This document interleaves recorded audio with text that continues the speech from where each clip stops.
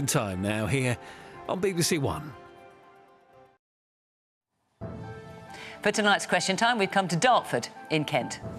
It's about an hour's drive on a good day to central London, and it's home to the Dartford crossing that goes over and under the Thames, connecting Kent to Essex. In the last few hours, our audience members have been arriving here at the Mick Jagger Performing Arts Centre, part of his old school. And just like every other week, they reflect the range of opinion and recent voting record across the country. And they want to discuss how we, pathetic freeloaders, should respond to Donald Trump and his tariffs. And are we ever going to feel better off? Welcome to Question Time in Dartford.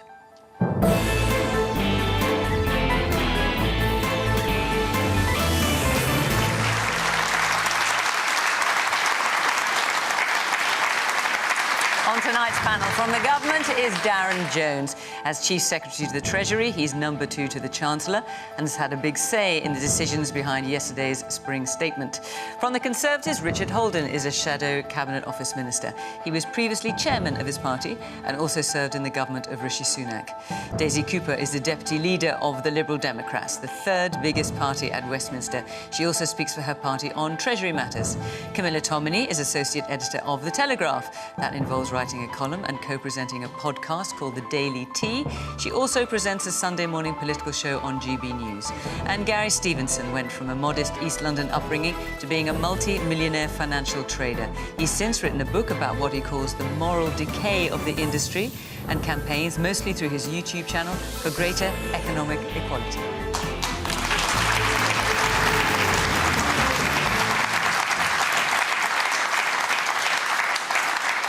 Good evening. Welcome to our panel. Welcome to our audience here in Dartford. Great to see you all, looking raring to go. And, of course, welcome to you at home. Let's get started with our first question, which is from Michael Kent.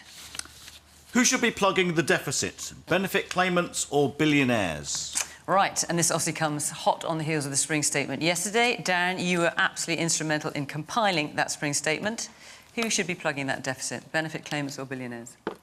Well, look, the deficit in the long term needs to be filled by getting the economy back on track so that it's growing and creating strong businesses and good jobs so people are paying taxes when they see their pay rising. And it needs to get back on track because we need to get public spending under control to make sure that our public services are delivering better outcomes for people at better cost. There are too many examples of public services failing people but costing huge amounts of money. You can think about children with additional needs or children's social care or temporary housing. There's a whole list of things that we are working hard to get a grip of. But also, the welfare system had got to a place where it wasn't supporting people in the way that it was designed to. We've now got 1 in 8 young people coming out of education and not going into work or training and staying at home on universal credit payments. We need to make sure that they're given the opportunity to be able to go and work and to benefit from that. And we've been taxing wealthy people too, people with the broadest shoulders. We've changed the non-dom tax status. These are the richest people often in our country. We've changed inheritance tax and capital gains tax to raise more from assets that you might inherit or be able to sell. If you happen to have a private jet, it's now much more expensive to use it after years of it being cheap under Prime Minister Rishi Sunak. And we've been adding VAT onto private schools to redistribute that money into the state school system. The country's in a very fragile place, though. The economy is still pretty tough. The public spending settlements that we have are really challenging, and that's why it feels hard right now, and it's not feeling as positive or as easy as we want it to be. But coming into government, we've managed to get a grip of the situation we've inherited, and now we've got to work really hard to be able to turn the country around so that we can start to lift that pressure and deliver opportunity and prosperity for everyone. Is there not a contradiction in the government developing a strategy to reduce child poverty and at the same time pushing 50,000 more children into relative poverty? So look, let me be clear. By your statement yesterday. Sure. A Labour government is not going to see child poverty increase in this country. All of us, myself included... Well, according to the OBR, yes, it is. Well, I'll come to the impact assessment, but look, all of us in the Labour Party, it's the first time I think that the cabinet of our government has been entirely from working class backgrounds, from state school educated backgrounds. I grew up in poverty in the 80s and 90s before the last Labour government introduced the national minimum wage and transformed my family's life. We are deeply committed, this is in our DNA, we're deeply committed to wanting to tackle this. Now, the impact assessment you referred to from yesterday, what that shows is that as we are trying to help families get into work, because we know the biggest lever to move child poverty statistics is to get larger families where there are two parents, one of which is not able to work, to help them to get into work. That's the easiest way to help alleviate child poverty. As we help families to do that, the social security payments that are going to those people goes down. That's what the impact assessment shows. What the impact assessment doesn't show is the gain that those families get by then being in work and earning more money. I mean, you can only guess how many families are going to go into work. You can't know that. No one could give an accurate number on that, that's true, but we put £1 billion into job support yesterday. We put £2 billion already extra into childcare, breakfast clubs in primary schools. We're doing everything we can to make sure that we can create the opportunity of well-paid work, help families to be able to do that, and to help children in the process. Richard. I mean, there was one number in the OBR's document yesterday which said actually that the measure is going to see 130,000 fewer jobs over the course of this Parliament up till 2029. And the national insurance tax, I've literally been out with businesses in Basildon and Billericay today. I was out with charities there earlier on. A charity which looks after special needs kids saying they're facing £100,000 extra in national insurance tax because of the measures taken by this government. The question was asked, you know, who should pay for the, you know, what's happening, benefits claimants or billionaires. The truth is, growth is down because of the decisions that this Labour government have taken. It's halved this year. It's going to be 2%. It's now 1%. Yeah, but it's still lower over the entire course of the period. Over the course of the next few years, it certainly is.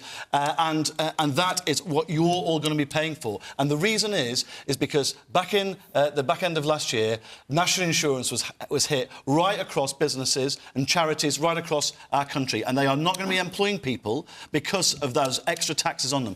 Think of it. If you were employed... Before they introduced a national insurance tax rise, people paid 13.8% on everything over £9,100 if you're an employer. Now you pay 15% on everything over £5,000. Who's really impacted by that? Part-time workers, young people starting out. You know, I remember getting my first job waiting tables. You know, my employer didn't pay national insurance when they took me on. They would do today. And that's those are the people who are hit by Labour's jobs tax. Let me bring you back to the question. Economic growth. Who should be plugging the deficit, benefit claimants or billionaires? Can I just... The Conservative manifesto proposed £12 billion in welfare cuts. What the government has done is has cut £5 billion. You want to do more than twice that. The big difference here is actually really clear. Is the sum? No. More than twice? No, it's not. It's because we were cutting national insurance and Labour have put it up. I'm talking about the welfare bill. Exactly. The question is who should be plugging the deficit? Benefit claims. I'm simply making the point. Richard, I'm simply making the point that you're critical of the government, you're the opposition, that's absolutely your position. But you were proposing more than twice as many cuts. No, what we were not doing was saying that people should have... What we were not doing is saying that we were going to raise the tax on employing people, right? That's what Labour... But you were going to cut the welfare bill by more, just so we're clear. Yes, you've made your point. You can only do that if you're creating jobs. We created 4 million jobs under the last Conservative government. In Basildon and Billericay, since the general election, 500 more people on the unemployment rolls. Unemployment will go up under Labour. That's what the OBR say. All right. The man there. I'm speaking as someone who's got a disabled daughter, and she's 18 now. The cuts that you're all talking about, where is it going to come from? The rich, or is it going to affect the poor? It's going to affect the poor. And I say that because my daughter, who is, as I said, is 18, she's heard in the news this week that these cuts are coming. How is that going to affect her? How is it going to affect everybody that suffers from those kind of disabilities? Yet she's also heard that the MPs are going to get a 2.8% raise on their salaries. Now, how does that justify? Is it you're taking it from my daughter and you put it in your pocket? That's how she sees it. Gary, I'm going to come to you. Just very quickly answer that point. People that need help are going to get it in the system. What we've been talking about... There's going to be lots of people who aren't going to get it. Otherwise, you can't cut the bill. Well, you don't start taking things from people, the bill is going to remain the same. Sure. But as I was saying earlier, the problem that we had was that the budget we had to help people, as it sounds like your daughter, with disabilities that need support and need protection. How come you're getting more money and his daughter may get less? That's the question. That's what we want to know. That's what people like my daughter, who can't go to work. She cannot go to work. She has to rely on those disability allowances.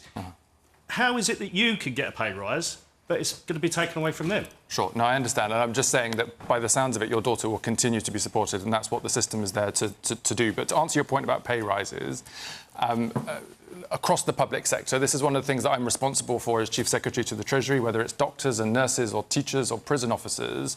We have to come to an agreement around what pay rises are for public sector workers.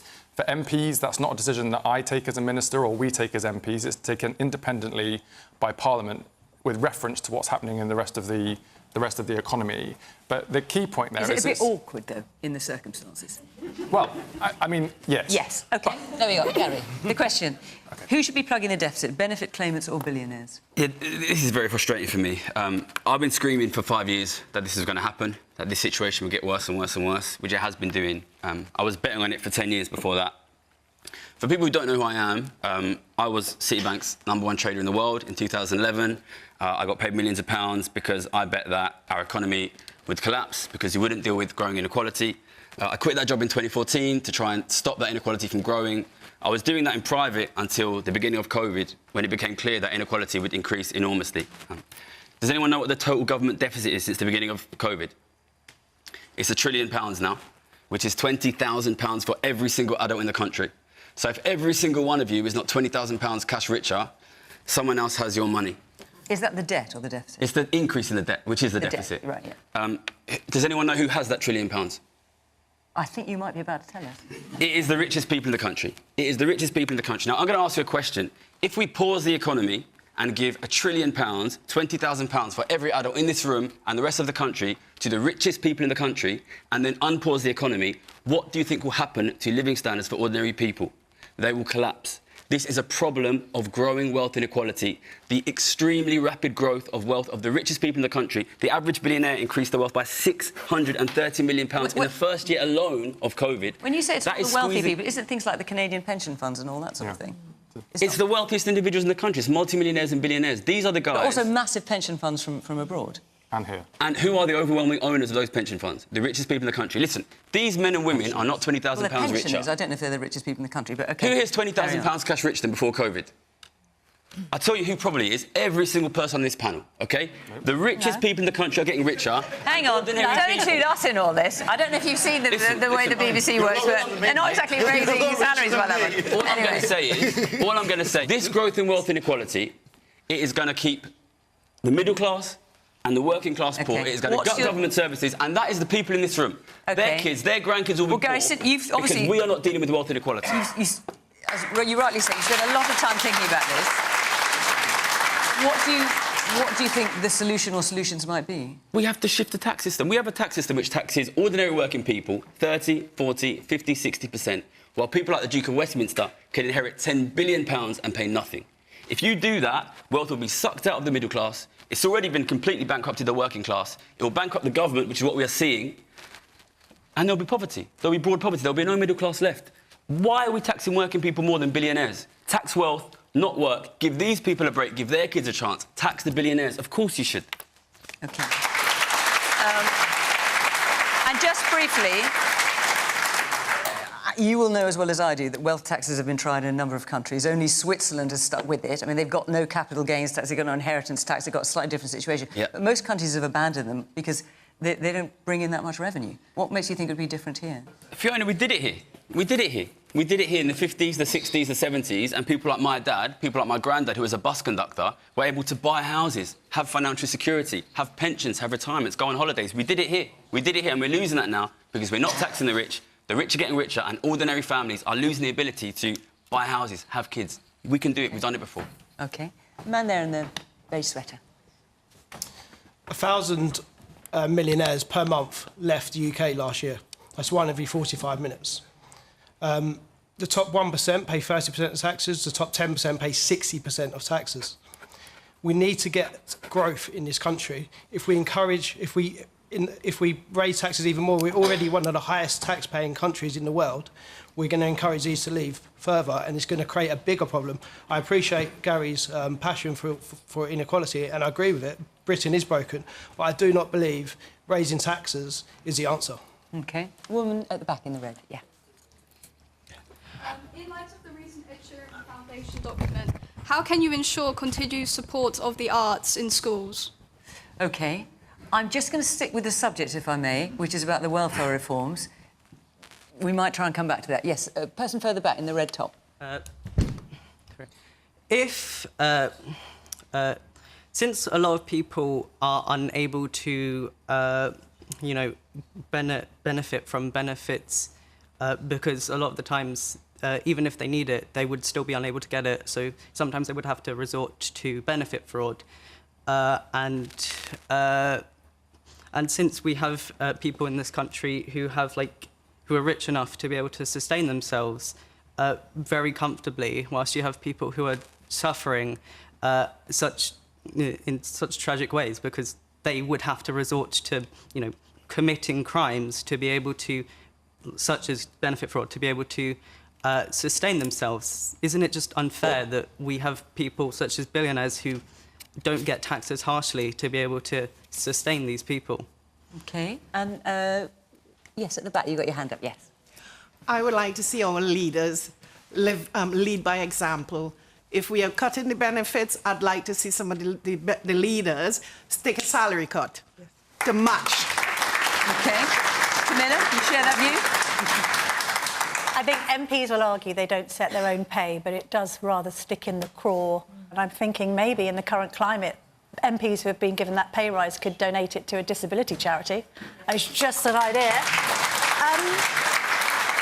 The original question was who is going to be plugging the deficit? Is it going to be benefits claimants or billionaires? The answer to that question is it's going to be employees and their employers, because the tax burden has risen to a record high. It's projected by the end of Parliament to be 37.5%. And what's difficult for the electorate about that is that even though the tax burden is at a record high, and indeed government spending is at a record high, it's expected to be 45% of GDP by the end of the Parliament, actually people feel that they're not getting adequate services from the state. And indeed state productivity remains below pandemic levels. I can see Gary's argument because regardless of us all paying more tax, and let's be honest, you're quite right to say that working people particularly are taxed way too much. In an area like Dartford, you have to question the sense of, on one hand, taxpayers' cash being used to build something like the Dartford crossing, and then on the other being charged the DART charge to use it. It feels like we're not just taxed once, but multiple times if you factor in income tax, VAT, council tax, fuel duty, car tax and all the rest of it. So that's a problem. Having said that, when we do look at episodes in history where the rich have been taxed more, for instance, you mentioned 1950s Britain, let's look at 1950s America. Back in 1950s America, the top rate of tax was a staggering 91%. However, unemployment shot up to 8% and there were 4 recessions in that period. So I think the man here raised a point about capital flight. We need to make a decision as to whether we want millionaires' cash to go into the exchequer or not. I appreciate that millionaires and billionaires do have a habit, seemingly, of avoiding quite a lot of tax. But let's use the example of Sir Jim Ratcliffe, OK, the owner of Ineos. Before he moved to Monaco in 2020, he was adding hundreds of millions to HMRC. Now he's contributing nothing because he's a classic example of if the tax take gets too high, then unfortunately contributions go down because the rich can afford to move elsewhere and avoid it. And that's not progress. Can I ask you a quick question on that? Do you think that China would allow somebody to own billions and billions and billions of pounds of Chinese assets and then move to Monaco and not pay tax on those assets?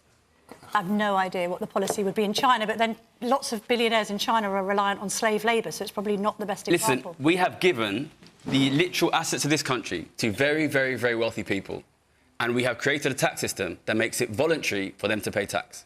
If you do that, ordinary people will get poorer and poorer and poorer every year, and millionaires and billionaires will get richer and richer every year, and ordinary people will not be able to buy homes and have families. But Gary, and I'm not just saying that, I bet on that. Rich don't pay tax in the UK, are you? The tax burden is falling on working people. Working people pay rates at much higher levels. But you also agree, I appreciate that working people are paying tax. Everyone's paying tax. Is anyone who's working not paying tax? The rich do pay their taxes. You're saying that you think they should pay more tax on their wealth? And are you differentiating between wealth or inheritance? Wealth. They should pay tax on their wealth. If you don't tax these people on their wealth, they will squeeze everybody out. And the European examples where that's been tried, France, Norway, etc., where they've had to scrap those schemes because A, they're too much to administrate, and B, they don't get enough revenue in. What's your response to that? Because it's not as if European nations haven't tried this. They've tried it, and unfortunately, it's failed. Yeah, whenever people suggest this to me, I always think of the Conservative second home stamp duty tax. Do you remember that? Yeah, but do you want to answer that question? Yeah, I'm answering it now. OK. Yeah, what do you think we would do differently that the European countries have not done? When the second home stamp duty tax was brought in, I was very surprised because I didn't think the Conservatives would tax rich people. I looked into it. There was an exemption for people who bought 7 or more homes at once. And then Jeremy Hunt went and bought 7 homes. Listen, I understand it is difficult to tax rich people because politicians are rich people and they're funded by rich people and they put loopholes in the system that mean rich people don't pay them and it ends up being paid by working people. That doesn't mean we don't do it. OK, I'm not sure that's answered the question. And I've no idea if Jeremy Hunt did buy 7 homes incidentally, but, you know, I appreciate that's what he's saying. Is there a guarantee that the wealth tax receipts go to the poor? This is the other problem. Let me bring Daisy. Public sector pay rises for train drivers that are already on good wages. Let's let Daisy answer the question, because she's sat there for quite some time now. Who should be plugging the deficit, benefit claimants or billionaires? We Liberal Democrats have repeatedly said that we should be raising revenue in a fairer way, and the way to do that is to go after the companies that are making billions and billions and billions in profits that can afford to pay a little bit more to help get our public services back on their feet. So we would start by reversing the tax cut that the Conservatives gave to the big banks, take it back to 2015 levels. We would increase taxes on the big social media companies, on the big online gaming companies that are making billions of pounds in profits. And that would be an alternative way to raise the money that we desperately need to get our NHS and our education system back on their feet. But at the same time, the gentleman alluded to this earlier, we have got to get growth into our economy. The fastest, simplest way to get more growth into our economy right now is for the UK government to actually renegotiate our trading deal with the EU so that British businesses can trade more easily. We Liberal Democrats did some research and found that since Brexit, British businesses have had to complete 2 billion pieces of paper just to trade with Europe. That amount of paper could wrap around the world 15 times. We should be renegotiating that trade deal, getting rid of that red tape, unleashing the potential of British businesses that want to trade more freely with our European neighbours and get a customs union that works with British businesses by 2030. And just briefly, because a number of Labour MPs have called for this. Gary's obviously calling for it. Do the Lib Dems support the idea of a wealth tax? No, I think the problem with the wealth tax is generally it doesn't work. It's been tried in a lot of different countries, and over the course of the last 20 years, I think those 12 countries have reduced down to just 3 countries, and the 3 countries that are using it have a completely different tax system. So there are problems with wealth taxes. They're very difficult to administer. It's very hard to assess the cost of how much some things are in terms of intellectual property and artwork. They're very complicated. They're administratively difficult, and they don't work. So it's not a Lib Dem policy. But it's not a Lib Dem policy, but we can go after those big businesses that are making billions of pounds. All right. I am going to leave that subject there for now. I just want to tell you where we'll be next week before we take another question. That will be Cardiff, and that's our last show before the Easter break. And then we return on the 8th of May when we will be in Hull. So if you want to be in our audience in Cardiff or in Hull, go to the Question Time website, follow the instructions, and hopefully we will see you there. OK. Geraint, where are you sitting? Geraint Williams. Off you go. How should we, the United Kingdom, respond to Donald Trump's tariffs and America First trade policies? What, we pathetic freeloaders, you mean? Yeah. Right, OK, so listen, every morning we wake up and something new has happened. So we woke up this morning to hear that Donald Trump had announced 25% tariffs on all cars going into the US from next week. How should we respond, Richard? Look, I don't want to see tariffs anywhere. I don't want to see... I don't think they're necessary in this context. This is not some form of the UK's sort of dumping products around the world. That's not the case. We're a high-end manufacturer. I think we obviously want to be in a situation where we can get a negotiated settlement to this.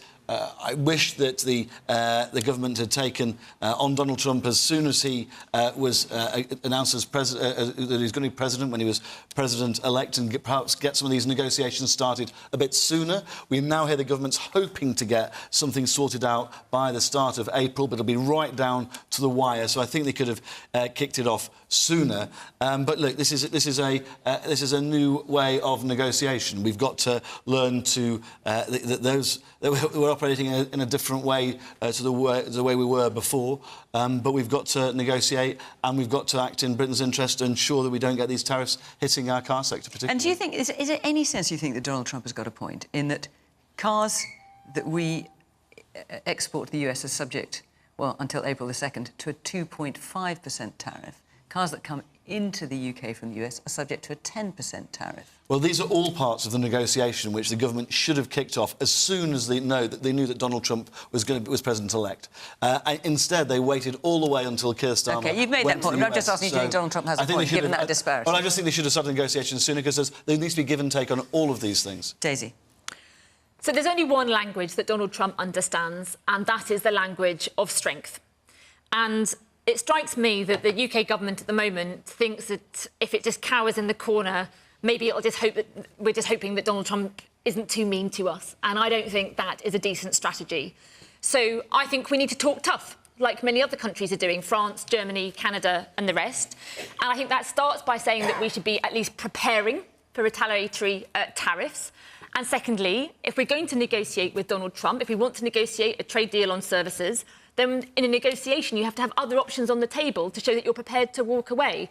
And the other option we should have on the table is negotiating this customs union with the European Union. What I'm particularly worried about, and what I think is unforgivable, is the government seems to be saying that they're happy to reduce the digital services tax, which is the tech tax on Elon Musk and 20 other... Of 2%.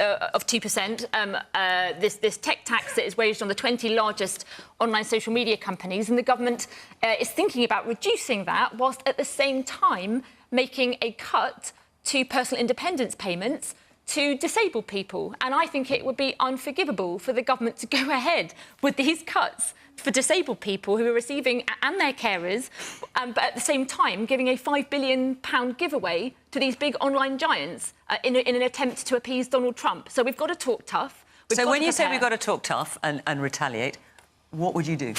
Well, so would you retaliate with tariffs of our own, and if so, on what? Two things. We should start preparing the groundwork for retaliatory tariffs, so it is an option that we have... On what? Like what? Well, start with Tesla tariffs to start with, so hit Elon Musk and Donald Trump where it hurts. But the second thing is, we can also say, and I think the government should be preparing and getting very active about having a better trade deal with the European Union. OK, but you've made that point. But so far, in terms of talking tough and retaliatory tariffs, you've mentioned only Tesla. Now, I don't know what the sales of Tesla are, but I know they're quite expensive cars. I think most people probably don't have a Tesla. If you want to respond with strength, and this is the Lib Dems' big play, I know, what is the strength you're going to show?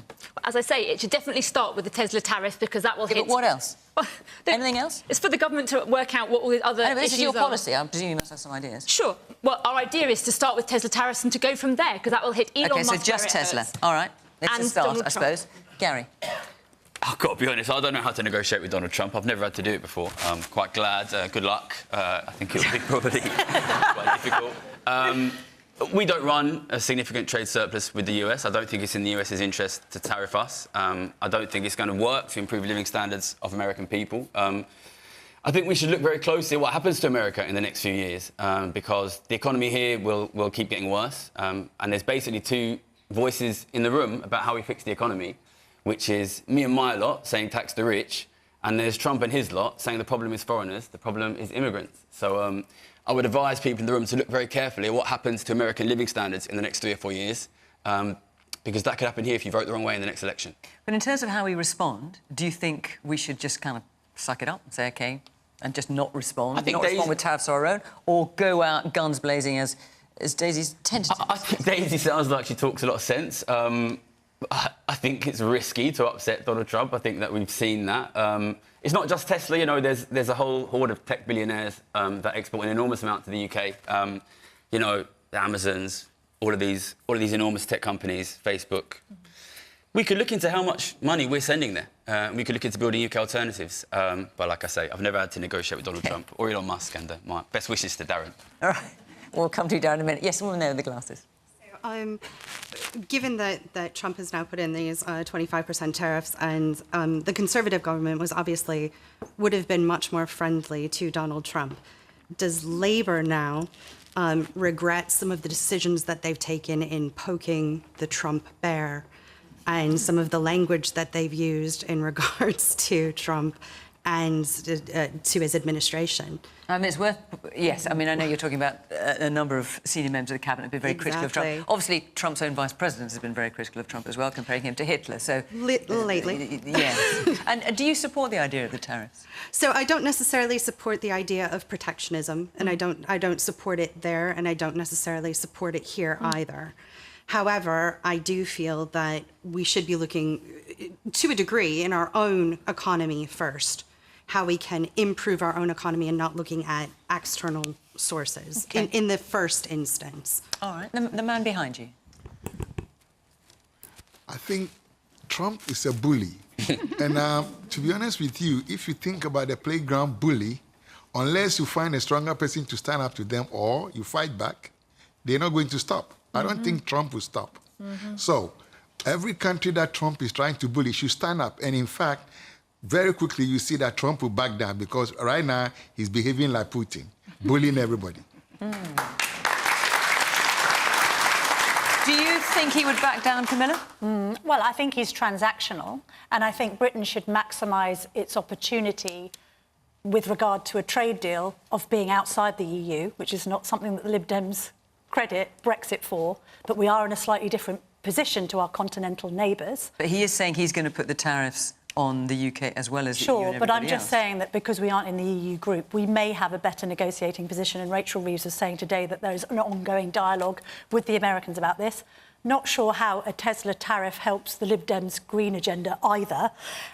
What's weird in the dichotomy here for Trump is that on one hand he's saying to Europe, you must step up your defence spending, and on the other hand he is clobbering their economy, which doesn't make sense. He's not going to get that extra spending by NATO countries if the likes of Germany and France see a huge drop in their GDP because their economies are so reliant on their car exports. So in that way, it's economically nonsensical. So the question is, how do we respond? It's the art of the deal, and it's for Darren and Darren's people to try and go over to America and try and work out what kind of deal could be brokered with somebody that is clearly, yes, there's protectionism because of this isolationist America First approach, but also his shtick with the American people is, I'm going to make you richer and I'm going to bring down the price of eggs. And therefore, this is a man that could be dealt with. I do agree with the lady who has made the suggestion that it probably would have been better if Labour in opposition had pitch-rolled for the prospect of a US presidency being once again held by Donald Trump,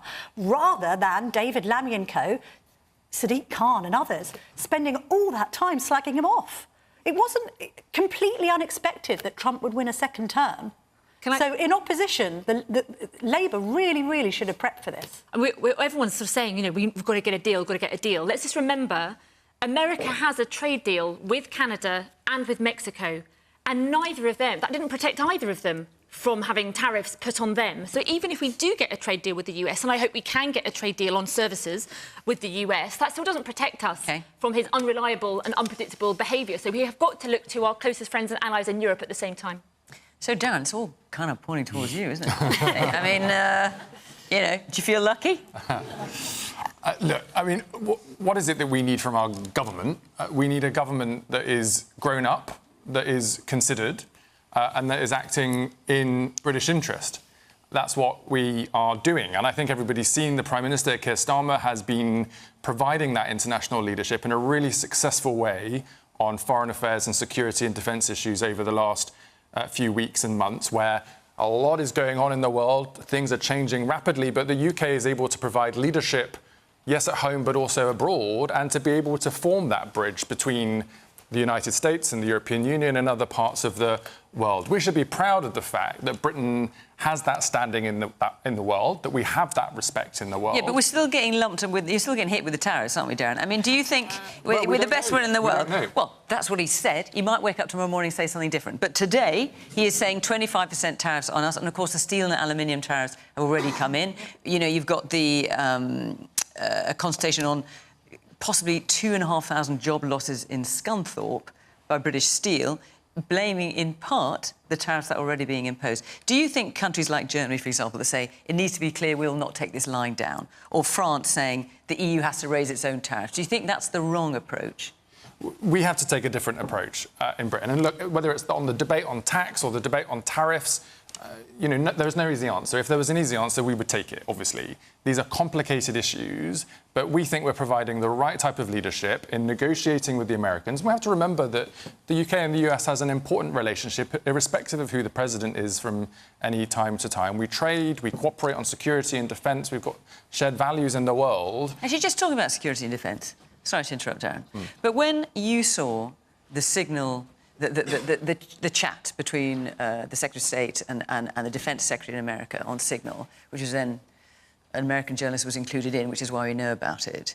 And you got the Defence Secretary saying, I fully share your loathing of European freeloading. It's pathetic, in capital letters. Now, I know that the government thinks, yes, we should be spending more on defence. Putting that to one side, what did you think of that language? Well, as a government spokesperson, you'll know full well, Fiona, I can't provide a running commentary on these things. But what I will say... Oh, go on. Were you insulted? Were you insulted? But what I will say is that the UK plays an important role on defence and security. Well, they don't seem to think so. They think we're freeloaders. And they're pathetic. Not us. Not us. And well, they didn't say not the Brits. I mean, he just said Europeans. Exactly. We are Europeans. And I think the American administration were very clear that they welcome British leadership on defence and security. So, look, like I said, none of these things are easy, but I think we are taking the right diplomatic approach, using our skills and our experience and our relationships around the world that we should be proud of to fight for British interests, but also to fight for the rules-based order internationally, and we need to keep making that effort. And I see you're choosing your words very carefully there, Darren. I have to, Fiona, I have to. OK. Yes. There's a man, you've got a dark jacket on and a dark shirt, I think. Yes. Yeah, I think the problem is at home. It's not with Donald Trump. Donald Trump wasn't responsible for the closure of the Vauxhall Car Works or having the most expensive electricity in Europe. It's the rush to net zero is the problem, not Donald Trump.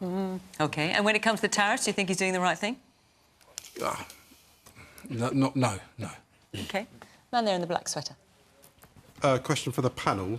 Do you think that we are cozying up to Trump because we're a little bit concerned about any support for potential military support in the future, if you like? I think we probably know the answer to that, don't we? Yes. I'd like to hear it.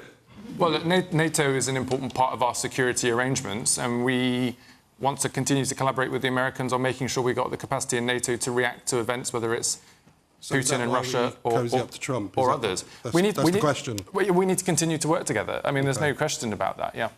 All right. We talk about Trump every week at the moment, so I'm going to end it there, because I suspect we'll probably be talking about Donald Trump next week as well. In what context, I couldn't say. Right, let's take a question now from Shay Smith. Shay, where are you? Off you go. Good evening, panel. Children's mental health services are in crisis, with over 270,000 young people awaiting support in England. As a parent that waited over 2 years for a referral, what action needs to be taken to support what is fast becoming another lost generation? Gosh, Shay, so you mentioned you were a parent of a child that's waited over 2 years for referral. Do you mind, if you're happy to, telling us a bit about that? Yeah, so we went from probably... well, we had my youngest child bounding into school every day, head child at school, to overnight, once getting COVID, turning into a completely shadow of a self-crippling anxiety, not even being able to leave the house sometimes. 2 years waiting for CAMS to even get a conversation led us to many frustrations. We took a private route. We were lucky that we could actually pay for private care, load up our credit cards, as many people. I dread to think of people who couldn't be in that position to do that. Went through all of that route. We're now 3 or 4 years on, and the care is patchy. It's uncoordinated. Unless you find someone who is exceptional, which we're very lucky in Bexley that we have found a very talented care worker, then I think it's completely inconsistent across the country, which really does worry me. There's still no end to this. It's every day we're dealing with it, but it could change overnight. But at the moment, I think when we worry about the lack of funding that's coming through, we worry about the fact that we just don't know what's going to happen tomorrow. Oh, Shay, well, look, thank you for sharing your story with us, and wish you and your family all the very best. Daisy, I mean, 2 years waiting for a referral. Yeah. Shay, my heart goes out to you, and I'm sorry to say that your story is not a lonely one. There are thousands and thousands of families who have the same experience, and I know them from my own constituency as well, and there are many really heartbreaking stories.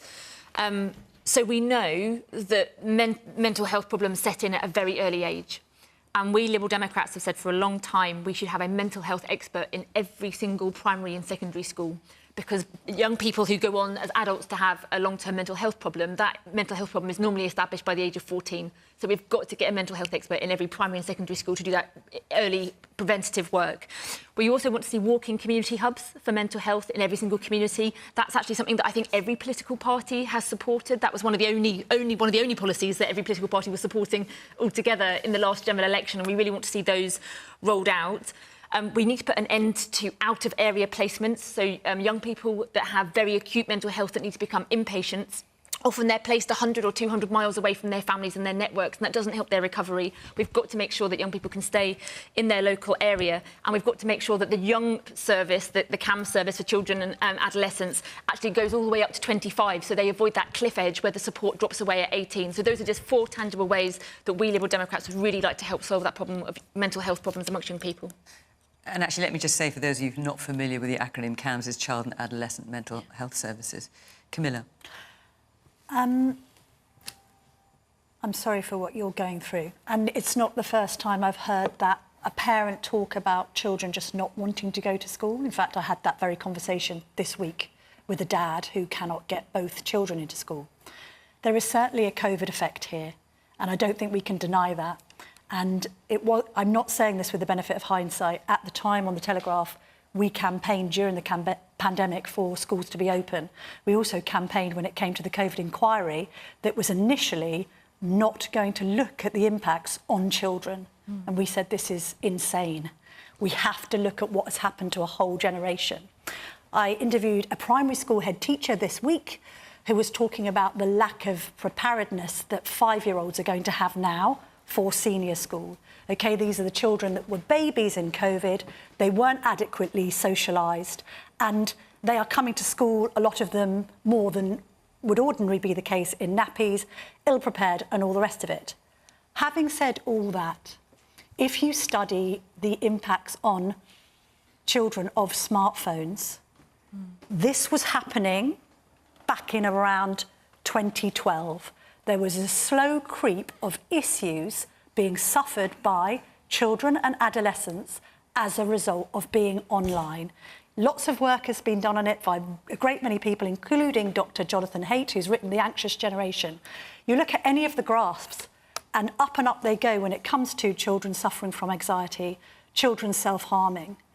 Something has happened that communications between, frankly, adults and children have broken down. It's not just children on screens, it's also parents on screens. The argument is that we are overprotecting them in the offline world and underprotecting them in the online world. And I think that is now coming home to roost with our children. We sort of experimented with this technology, thinking that in some way, because technology had changed, children have changed. Children haven't changed. They're as vulnerable as they've ever been. They've needed boundaries, and we are exposing them to this world that we have little or no control over. And we're now trying to put this genie back in the bottle with online safety bills and talks about whether we should be banning mobile phones. But I don't think we can underestimate the pernicious effect that smartphone use has had, and not just on one generation now, I think we're really talking about 2 or 3. OK. And obviously what no one is making here, including Camilla, is a comment on your particular situation. No. Because we don't know. And we also want to reserve some privacy for your child that you're talking about. But you're talking in the general, I know, Camilla. Yes, young woman here. So it took me a while to get in touch with the mental health services in my area. And they weren't particularly helpful at the start at all. But I can understand that because they're so overstretched and underfunded and underappreciated. And I don't think that the government really do much for them. Like, it's all well and good saying, I respect, like, the idea of mental health hubs, but where are the people coming from? Because who are going to staff them? Like, yeah, because there's not enough people in the NHS. There weren't enough people to deal with a lot of people that I know, so... OK. I hear your point. Yes, 1 minute at the very back.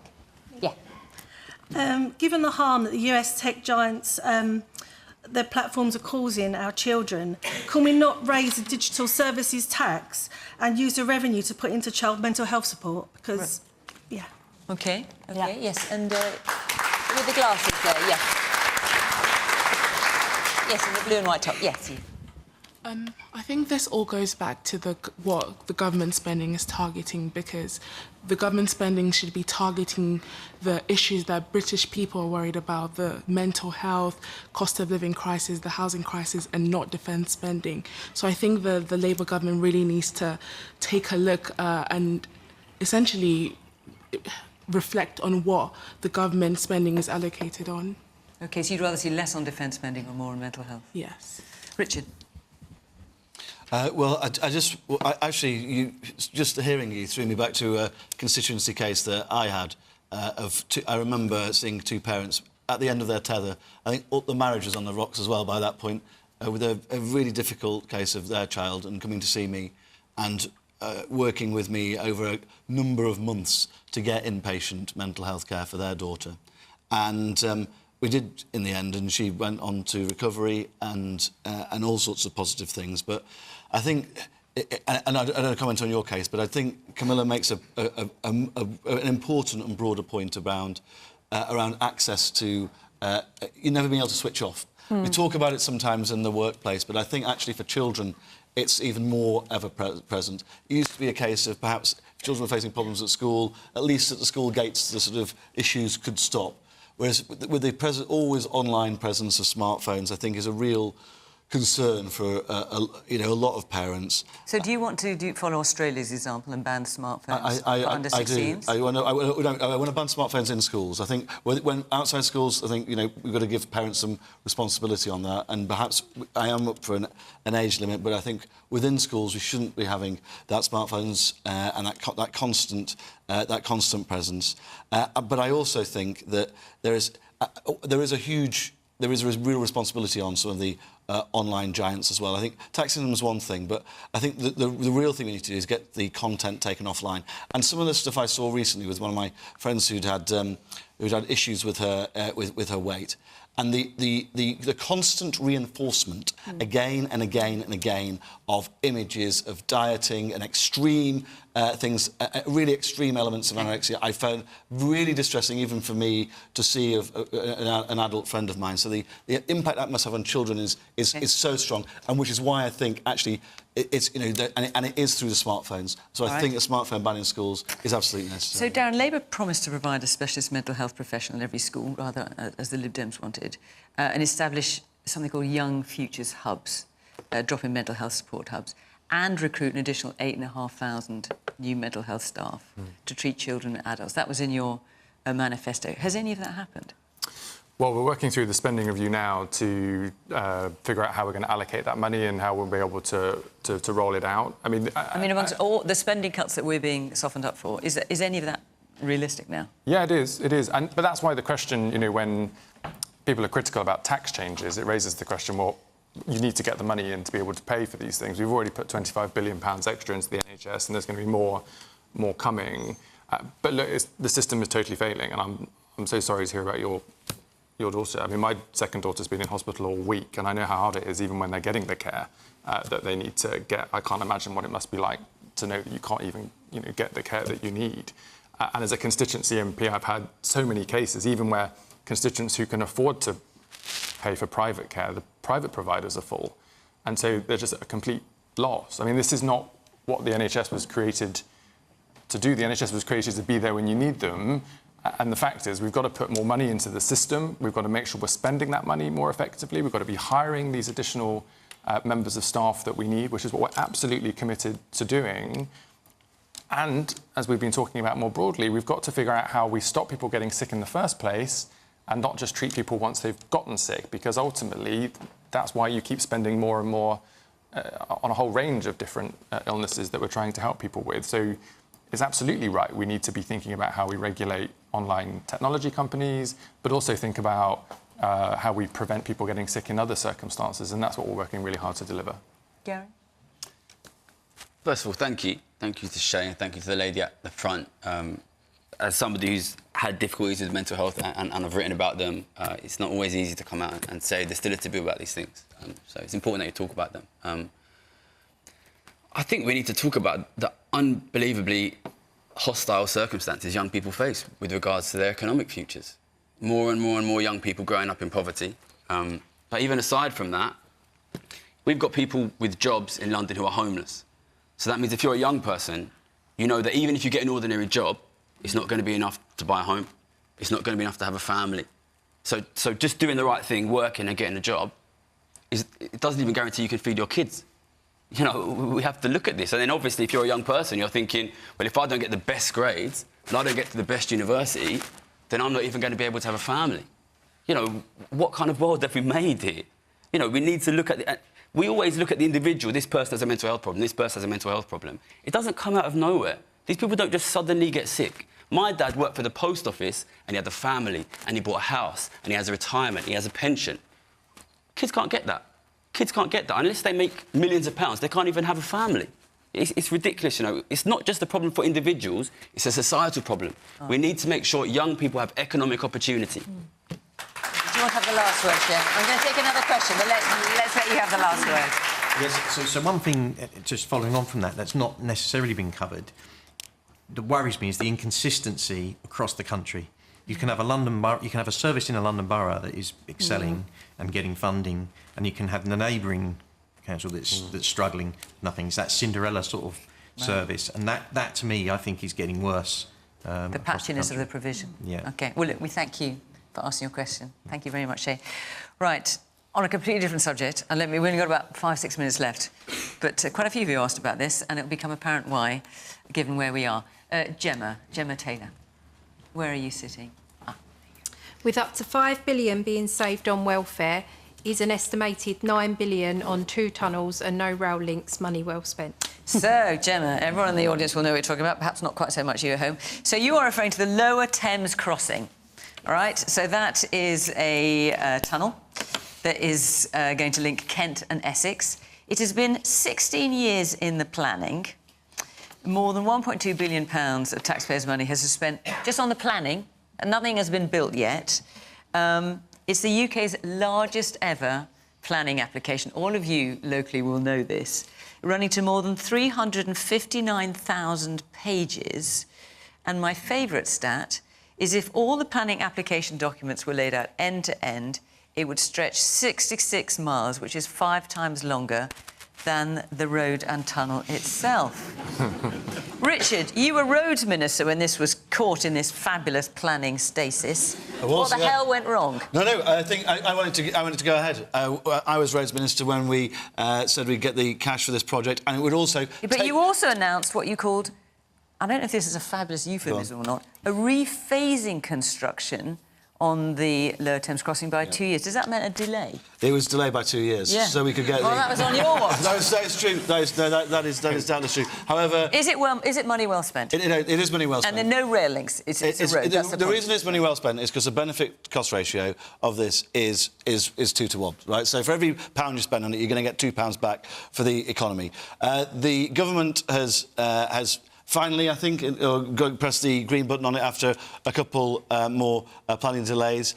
but it is going to go ahead. I think it's so vital. It's not just vital for this part of the country. It's vital for the entire country. It's a bridge. Well, it's a tunnel, but in itself that real link between our channel ports and the rest of the UK. So it will be built here, but it is. I can't tell you how vital it is for all of the region. So far, you didn't get it built. And anybody? Well, okay. we did a huge amount of work on it. As you can see, all those planning documents. Yes, exactly. It takes years all right. to We've go only through. got 3 minutes, so you're going to be super quick. 30 seconds each. Darren, is it money well spent? Firstly, the planning system is insane, which is why we're changing it, because that's one of the reasons we can never get anything built in this country, whether it's houses or tunnels or even bat caves, I'm told. So we're changing the legislation. We're making it quicker to be able to make decisions so that we can get on and unlock investment. And there are lots of examples across the country on big infrastructure where we can get private investment, so it's not distracting from public investment into public services, to be able to get this stuff built and to generate economic growth. Camilla. Well, 300 million on the planning application process alone, which is more than that was spent... 1.2 billion. No, the scheme's planning application alone cost... I know it cost 1.2 billion all in, but it says here 300 million on the planning application alone, which is more than the total build costs for the world's longest tunnel in Norway. So Norway built an entire tunnel for less than the planning application. Someone's got their snout in the trough somewhere, and I think we should get a guarantee from the government minister here tonight that it won't be like the Dartford crossing and you pay twice for it, because if they build this with taxpayers' cash and then charge you to use it, it will be yet come on, Darren, you're in the Treasury. Another You're double taxation travesty. Are you going to charge them twice or not? You normally get charged when it's privately owned. When it's publicly owned, you don't normally charge unless you're So trying to... is that a yes or a no? somebody I'm else. not sure. We don't know the answer yet, is the answer. So you might still get charged twice. OK, Daisy, very quickly, sorry. From bike lanes to potholes in roads to our delayed trains, our entire transport system in this country is just creaking at the seams. I don't know whether this particular project is loved or hated by locals, but what I would say is that at a national level, if there are funds available, we Liberal Democrats would like to see that really going into our rail links, because improving on our rail links is better for the environment, better for opportunity and better for growth. Gary? I think it's pretty clear that we need improvements in infrastructure. I can't speak for this particular project. I know Darren and the Labour Party are keen to do a lot of infrastructure improvements. They're planning to borrow to fund that. I don't think it's going to work. If you don't tax the rich, you're going to find it very, very difficult to fund these things. OK. We hear you. Man there with the glasses. Is it worth doing now? We have to think. I was there when the Dartford tunnel was first built, and that got chock-a-block. Build the second tunnel, that got chock-a-block. Build the bridge, that's chock-a-block. You're going to build another tunnel now. What's going to happen to that? Chock-a-block. Not necessarily the tunnel, but it's the roads around it. Right. Because it's still the same roads, perhaps with an odd lane here and there. All right, man behind you. Is the Lower Thames crossing the only card the government has got to play in actually sorting out the local issue of transportation in Dartford? There are other things that could be done to improve the situation, but I think when the government is not thinking well enough on this one particular point. OK. Right, we are out of time, I'm afraid. I'd like to have given that a bit more time, because I know there's lots of you who feel very strongly about it, but I'm afraid we're out of time. That is all for this week. Thank you very much to my panel. Thank you very much to the audience for coming along here tonight, as always. We are in your debt. And, of course, thank you for watching at home as well. From Question Time for this week, bye-bye.